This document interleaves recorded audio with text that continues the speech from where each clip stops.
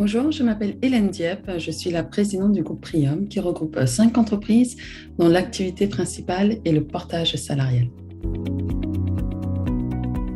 Je suis diplômée de l'EPITA, une école d'ingénieur informatique. J'ai ensuite réalisé un master en système d'information à Stevens, qui est une université dans le New Jersey aux États-Unis.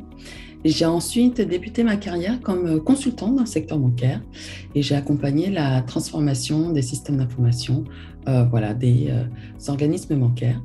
Et ensuite, j'ai eu l'opportunité de me reconvertir en ingénieur d'affaires et de diriger une équipe de commerciaux au sein d'un cabinet de consulting. Et en 2010, avec mon conjoint, nous décidons de nous lancer dans l'aventure entrepreneuriale et nous créons Prium Partners, un cabinet de consulting dans le secteur bancaire, puisque c'était notre réseau. Le contexte était très difficile puisque c'était en 2010, après la crise financière, et on était à l'affût de nouvelles opportunités de business. Et c'est en échangeant avec des consultants, avec des indépendants, que nous avons identifié un vrai besoin pour sécuriser leur parcours professionnel. Et puis nous avons décidé de créer Prium Portage, qui est une société de portage salarial, et nous portons principalement des profils dans la tech, des chefs de projet, des maîtres d'ouvrage, des développeurs. Et nous avons étendu notre offre pour différents métiers tels que l'immobilier avec Prium City en 2015 et Prium Formation pour les formateurs indépendants en 2018. Et donc, nous avons également créé Prium Solutions, qui est une société de développement web et mobile qui va devenir notre centre de R&D pour soutenir et accompagner notre croissance par l'innovation technologique. D'après mes collaboratrices et mes collaborateurs, c'est l'optimisme. Je prends les choses toujours du bon côté. J'ai confiance en nous, j'ai confiance en notre projet, j'ai confiance en nos pratiques et en l'avenir. Fiti Network est pour moi un acteur qui est incontournable et qui propose des solutions de management de transition, de recrutement exécutif express et de temps partagé pour les TPE, PME, ETI, les grandes entreprises. Et dans ce cadre, Fiti Network accompagne ces professionnels qui se lancent soit avec leur propre statut, en SASU ou en URL, ou qui souhaitent proposer leur expertise avec le dispositif du portage salarial. Et Prium Portage est aujourd'hui un acteur incontournable puisque nous sommes la société la plus performante du secteur de par notre éthique, notre digitalisation et notre offre de services. Et il était pour moi donc très pertinent de mettre en place ce partenariat pour proposer des services de qualité aux managers de transition.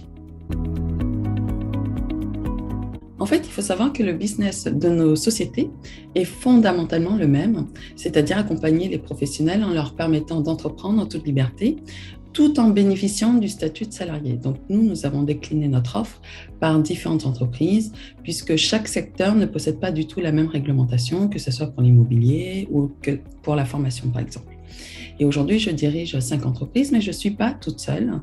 Nous avons, avec Vincent, décliné notre stratégie, mis en place des process, mis en place des outils pour permettre à chaque entreprise de se développer. Et aujourd'hui, j'en serais pas là aujourd'hui si je n'étais pas bien entourée. Et en réalité, je suis extrêmement fière de mes collaboratrices et de mes collaborateurs, ces femmes et ces hommes qui me font confiance, qui partagent nos valeurs, notre éthique, notre culture et puis qui font avancer le business. Donc finalement, il est pour moi facile de diriger 5 sociétés à partir du moment où je suis extrêmement bien accompagnée et suivie. Alors, concilier la vie professionnelle et la vie personnelle peut être difficile quand on entreprend et surtout quand on est une femme. C'est-à-dire qu'il faut faire la part des choses. Il faut passer du temps avec la famille et puis on est extrêmement attendu en fait dans nos entreprises et puis en tant que chef d'entreprise. Aujourd'hui, j'ai atteint une certaine maturité qui me permet en fait de faire en sorte que la vie professionnelle et la vie personnelle font partie d'un tout chez moi et je passe du temps avec mes enfants, du temps avec ma famille, mais je passe également beaucoup de temps aussi avec mes collaborateurs, mes collaboratrices et sur la stratégie de l'entreprise. Donc, pour moi, c'est un tout et j'ai réussi à atteindre une maturité qui me permet en fait de me dire qu'il n'y a pas de conciliation à avoir et la vie pro et la vie perso fait partie d'un tout chez moi.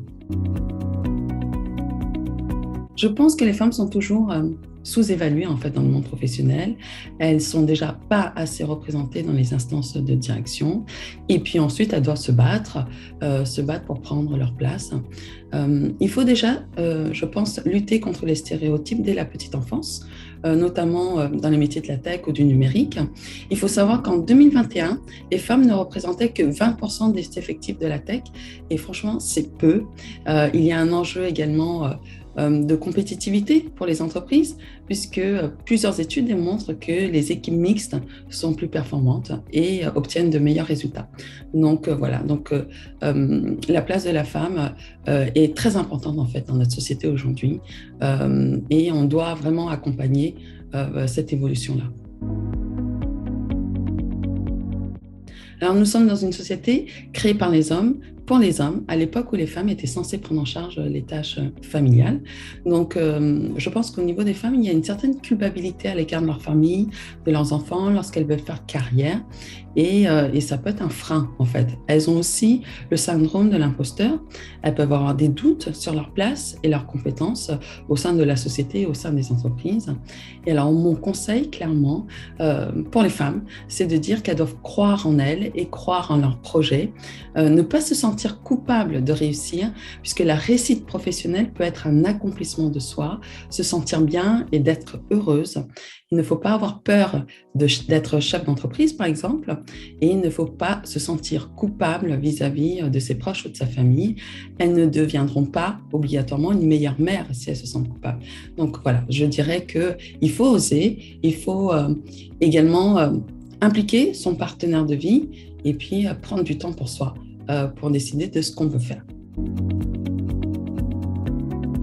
Créer les conditions pour que la parité soit réelle en entreprise, il faut laisser la place aux femmes et leur donner aussi la possibilité de prendre cette place. Alors, ça peut passer par des rôles modèles, par exemple. Et c'est vrai qu'une entreprise qui est dirigée par une femme, comme c'est notre cas, est peut-être plus accessible en fait pour les autres femmes. Et donc, c'est le cas chez nous, où 80% de nos managers sont des femmes et j'en suis extrêmement fière.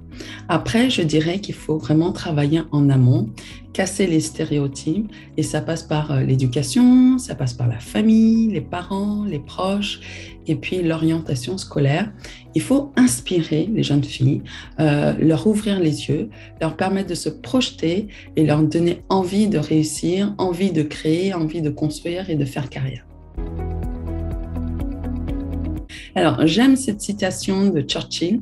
Le succès consiste à aller d'échec en échec sans perdre son enthousiasme. Moi, je suis quelqu'un d'extrêmement optimiste et très enthousiaste. Pour moi, il faut oser y aller, oser entreprendre, oser prendre sa place. Et puis en fait, si ça fonctionne pas, c'est pas grave. Chaque expérience est bonne à prendre. On apprend de nos échecs et on passe à autre chose. Et un jour, moi, je suis persuadée qu'avec de la persévérance, ça va fonctionner. Et les autres retiendront uniquement vos succès.